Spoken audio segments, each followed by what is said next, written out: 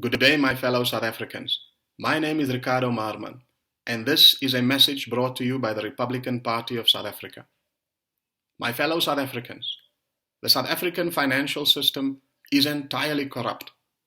Tinkering at the edges will not make a difference. We need to have fundamental financial reform of our nation's finances. This corruption of our financial system is perpetrated by corrupt politicians who are puppets on a string for the international central banking cartel. And this central banking cartel uses our local central bank and the private banks that are partners with our central bank to perpetrate this corruption and this plundering of our nation's finances. Now, this plunder of our nation's finances is being justified by two complementary economic frauds: communism or socialism, and capitalism or free market economics, as they call it. There is no community in communism. The word is meant to deceive. State-owned enterprises that are supposed to be administered by politicians on behalf of the nation is in reality ATMs or cash machines that the international central banking cartel uses to funnel bribes to their political puppets that are on there, to keep them on their strings, rather.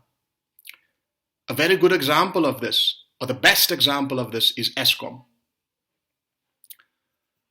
My fellow South Africans, free market systems is another, free market capitalism is another term or phrase meant to deceive. How can there be free markets in South Africa's financial system when the central bank and the private banks that are in association with the central bank have the right, the monopoly rather, the legal monopoly to create money out of thin air, and then to use this money created out of thin air to have another monopoly, a monopoly of finance, to enslave the entire South African economy in debt, in chains and bonds of debt driven by their legal monopoly. My fellow South Africans, our state president Ramaphosa has virtually been appointed as a marketing executive for pharmaceutical companies, as he is telling our nation that we can never return back to normal. So this terrible situation that we are in is virtually a hostage situation, where our president says we can never return back to normal unless we get a vaccine produced by these pharmaceutical companies. Our president is also, or our president might also make this mandatory, make it mandatory for us to use these vaccines. By doing so, he will put behind these pharmaceutical companies and their product, the vaccine, he will put the force of law, and he will recruit the military and the police to ensure that we become consumers of these vaccines, whether we like it or not. And in so doing, we will then have to either out of pocket or use or plunder again of our nation's finances in the form of loans from the IMF or higher taxes that we have to pay, and that we will have to finance the acquisition of these vaccines. And this will amount to huge profits for these vaccine producers, these pharmaceutical companies. How can that be free markets? My fellow South Africans, Ramaphosa has been part of the government for more than a decade now. And he knows full well that this government is filled with corruption, mismanagement, fraud, you name it. And yet, he and his government has gone to the IMF to borrow huge sums of money, knowing full well that there is a very big possibility that this money might be wasted, and therefore that the country would find it very difficult to repay this money. This is highly irresponsible from the state president. And then the IMF, also having been providing finances to South Africa for many years, the IMF and the World Bank, mainly providing finances to our state-owned enterprises. They have known for many years that the South African government, the ANC government, is a corrupt and wasteful government. How can they keep on borrowing, keep on giving a blank check to this government to indebt the South African nation? My fellow South Africans, what we have here is nothing other than a collusion between the corrupt politicians in the form of Ramaphosa and the IMF and the World Bank to collude together to get South Africans to be the victims of predatory loans, exorbitant predatory loans. My fellow South Africans, this can no longer continue unless we fix this financial corruption and fraud that is going on and that is meant to plunder and loot the South African economy using our nation's finances. Our nation will never know economic prosperity. Our people will never get out of the slums and squatter camps that they stay in. Our unemployment will never change. The desperate people that we see at the robots begging for money, that sad situation will continue unless we have fundamental financial reforms. Uppermost in these financial reforms that we have to engage in is number one, we must take away from the South African Reserve Bank the monopoly to create money out of thin air. And we have to take away this monopoly as well and the collusion that our central bank has with the other private banks. We have to take away from them this right to use this fictional money created out of thin air, to then enslave our entire population in debt. This must change in our financial system. Secondly, my fellow South Africans, we the citizens must appoint the administrators of state-owned enterprises directly.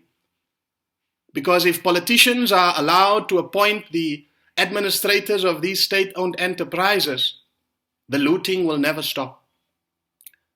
And we need to close state-owned enterprises as an ATM or a cash machine that the international central banking cartel can use to funnel bribes to these corrupt politicians so that they can continue colluding in this grand scheme of corruption to plunder the nation's finances. My fellow South Africans, we have to criminalize it and make it illegal for our state president to have the audacity to be the chief marketing officer for these pharmaceutical companies and to use our platform that we have given him as a state president to do this marketing. And we must resist any of his pressure that he might want to put on us in the form of mandatory vaccinations that are aimed to enrich these pharmaceutical companies and to use the police and the law and the army to ensure that the money is collected and that these pharmaceutical companies are rich. My fellow South Africans, what I've just presented here in front of you is a case of grand corruption and fraud that we must investigate as a nation, and that in future we must ensure that it is permanently criminalized and our nation's finances can never be plundered again in this way. My fellow South Africans, we must reject any idea to pay back these predatory loans to the IMF and the World Bank. These are loans that are predatory loans, engaged to hijack our economy, a collusion, and potentially that we need to investigate a grand corruption between our corrupt politicians, puppets on a string, and the IMF and the World Bank together. We have to say that we will not pay back any of these loans because Ramaphosa was irresponsible and potentially corrupt for engaging in these loans when he knows that he is head of an extremely corrupt government. The IMF should never have given these loans. They were irresponsible, knowing that the South African government, the ANC government has a history of corruption. My fellow South Africans, unless we change our financial system fundamentally, making sure that our nation is no longer plundered by our financial system, but that our financial system actually is there to help develop and improve our society, to alleviate poverty, to get people out of squatter camps, to get people away from the robots begging in such desperation. That should be the purpose of our financial system. My fellow South Africans, we should engage with the international or the global financial system with honor and dignity, not as colonial subjects that are here to be exploited. We need to communicate clearly to the global community, and specifically and directly to the IMF and the World Bank. South Africans are not fools, and we are not going to be taken for a ride anymore. My fellow South Africans, support the Republican Party as we speak the truth and we fight for your rights, and we want to reclaim your dignity and your financial system.